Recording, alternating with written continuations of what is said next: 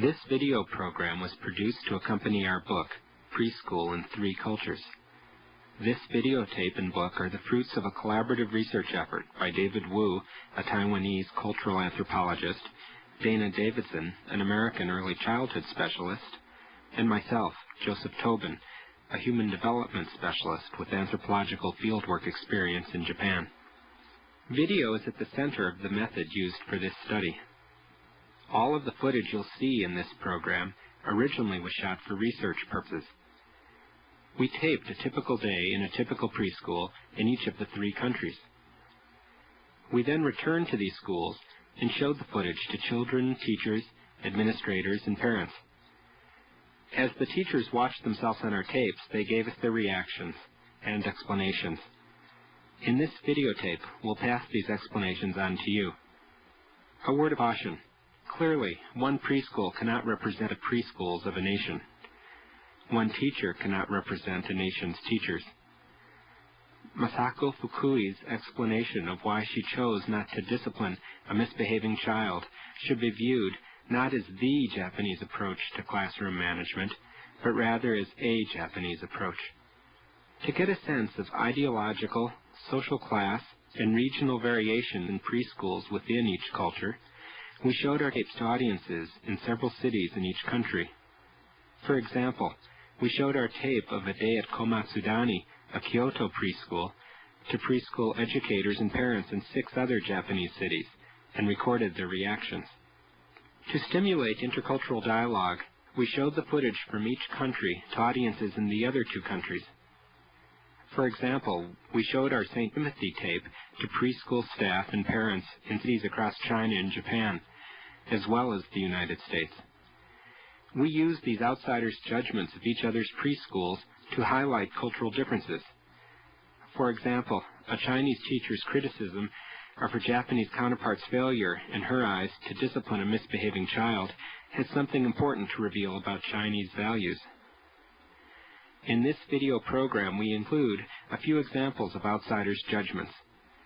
You'll find a much fuller discussion of cultural differences in our book. Another word of caution. All the footage in this program was shot for research purposes and consequently is not of broadcast quality.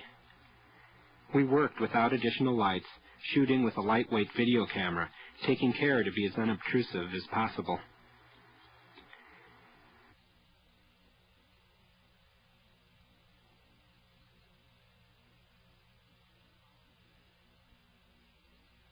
In the following segment, you'll see a day in a class for 4-year-olds at Komatsudani Hoikuin, a preschool in Kyoto, Japan. You'll see shots of children arriving, free play before the school day begins, morning calisthenics, attendance and greetings in the classroom, a workbook session on counting, lunch, a period of unstructured play, an origami session, and departure.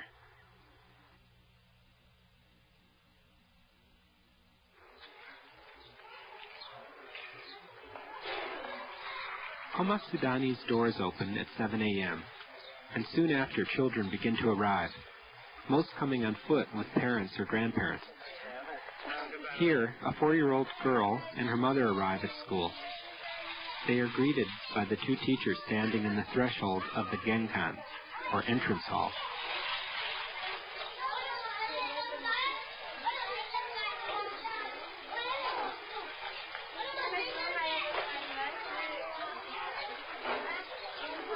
As children cross from the concrete of the outside to the wooden floor of the genkan, they remove their shoes.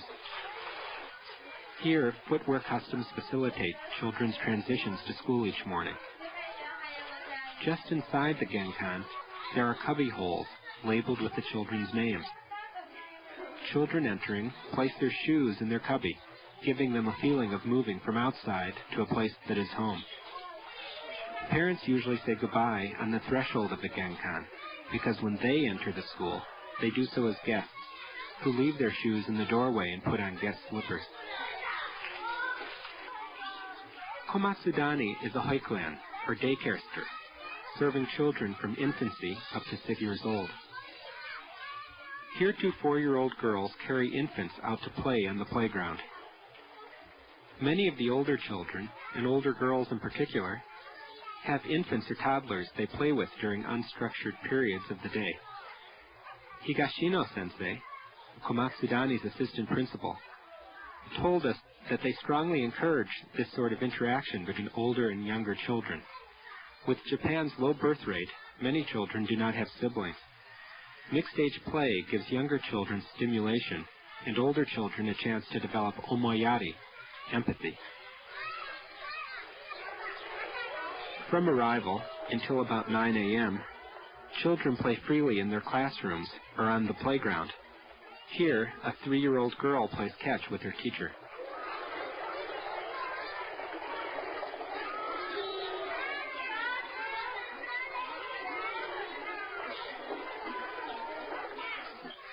Yoshizawa-sensei, who is Komatsudani Temple's head priest, as well as Komatsudani Preschool's principal, plays junken, paper, rock, scissors, with some of the older boys. Many Japanese preschools are associated with temples, just as many American preschools are associated with churches. There is relatively little Buddhist influence in the curriculum, which is set largely by Koseisho, the National Ministry of Health and Welfare. Komatsudani's program is partially supported by funds from the city of Kyoto and the national government. Tuition, which is based on family income, ranges from about $30 to about $120 a month.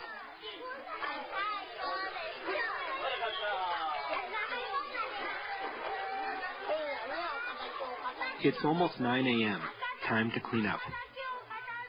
Here a group of children, with a teacher's help and encouragement, clean up the sand toys and balls.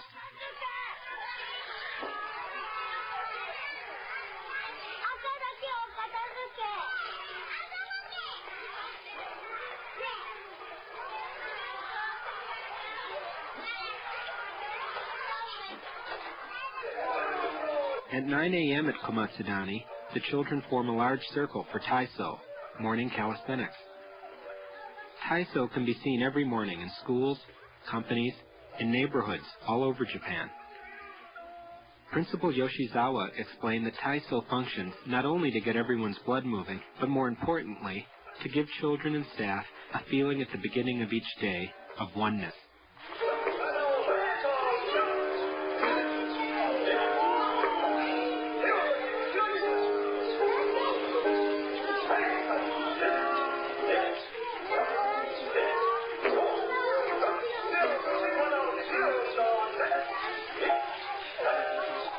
During morning exercise and other group times at Komatsudani, everyone is included. These toddlers have been placed in the middle of the circle, where they participate to the best of their ability.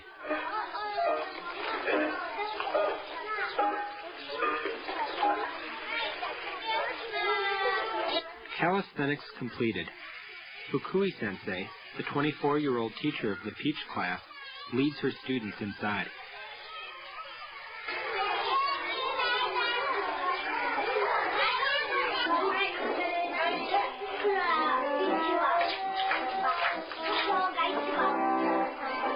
While the teacher of the next door class plays the organ, Fukui-sensei leads her 28 students in clapping and singing.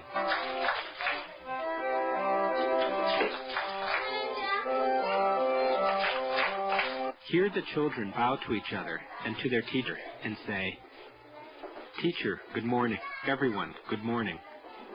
The daily monitors then close a partition separating the 2 neighboring classrooms.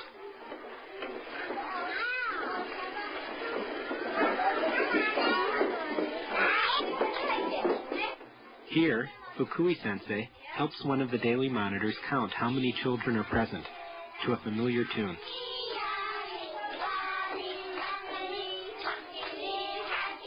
There are 28 children in the class, which is typical of Japanese preschools.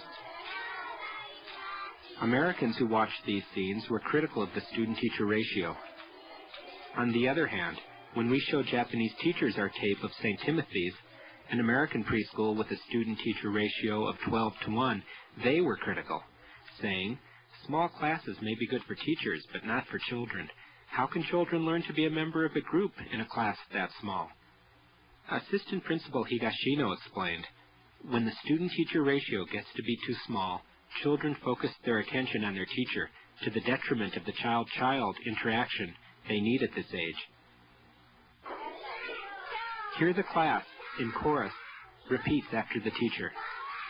"Today, today, is May 25th, is May 25th. It's Monday. The weather is clear. 26 children are here today."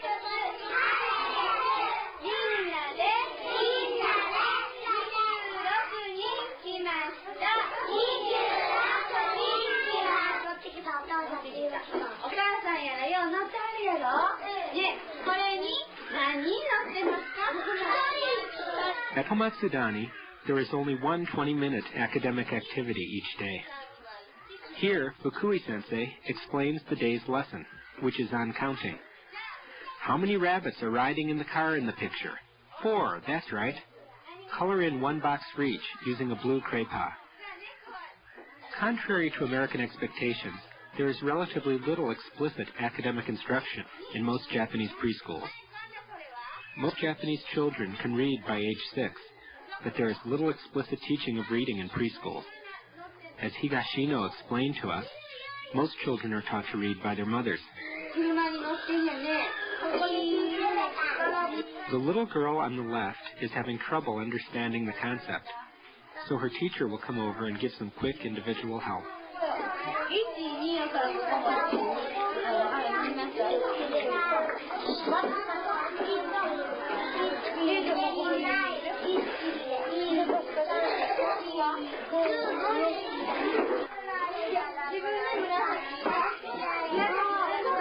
Throughout this workbook session, Hiroki, the boy in blue overalls facing the camera, has been yelling out answers to the teacher's questions, as well as singing television theme songs and telling jokes. Continuing his antics, Hiroki is about to hold a craypa up to the front of his pants and say, "Look, I have a black penis."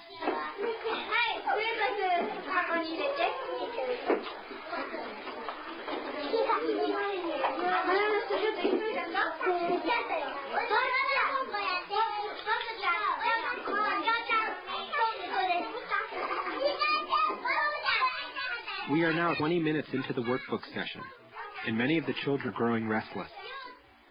Hiroki's singing and joke-telling is drawing more and more attention away from the exercise, but Fukui-sensei does nothing to stop him, and instead just pushes ahead. Throughout the day, we were struck by Hiroki's quickness in answering questions, his ability to remember complex song lyrics, and his quick wit. We wondered if Hiroki were gifted, which might lead to boredom and a tendency toward rambunctious behavior. When we asked the staff of Komatsudani if Hiroki was gifted, they at first did not understand what we meant. After we explained the concept, Fukui responded, "No, I would say Hiroki is about average in intelligence." Higashino added, "If he is so smart, how come he doesn't understand how to behave better?" In general, Japanese preschool teachers and administrators are staunchly egalitarian and reluctant to speak of inborn differences in children's ability.